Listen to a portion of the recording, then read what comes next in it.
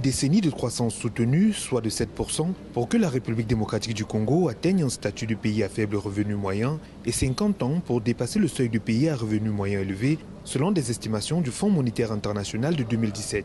Pourtant, les perspectives économiques de la Banque africaine de développement de 2023 sur la République démocratique du Congo sont bonnes, avec des projections de taux de croissance de 8% en 2023 et 7,2% en 2024.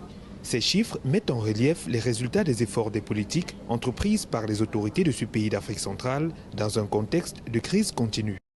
Nous sommes un pays post-conflit, nous continuons à être un pays post-conflit, nous avons un défi énorme sécuritaire à l'est de la République, mais cela ne nous a pas empêché plutôt de nous engager sur une panoplie de réformes qui commencent à porter les résultats en termes de croissance économique et qui nous permettent petit à petit d'améliorer la qualité de nos investissements.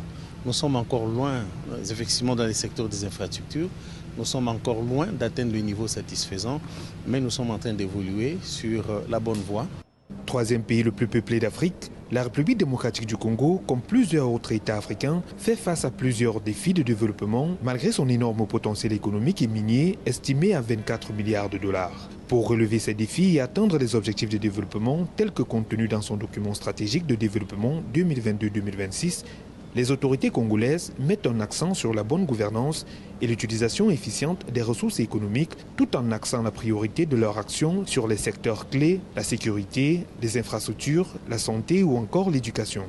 Le chantier principal, c'est la lutte contre la pauvreté. Cela passe par l'amélioration des recettes au niveau national. Nous sommes sur une dynamique d'amélioration des recettes internes. Ensuite, il faut penser à mieux dépenser ces ressources que nous sommes en train d'engager et les orienter là où elles auraient un impact immédiat sur les développements. La gratuité de l'enseignement, c'est une priorité dans la mesure où elle permet de développer le capital humain. Nous avons les soins de santé universels, une grande réforme initiée par le chef de l'État. Les autorités de la République démocratique du Congo ont mis sur pied de nombreux chantiers de réformes politiques, économiques et sociales visant à améliorer davantage le cadre de vie des citoyens congolais. Parmi les plus récentes figure la centrale hydroélectrique de Boussanga, mise en service le 6 octobre 2023, le lancement des travaux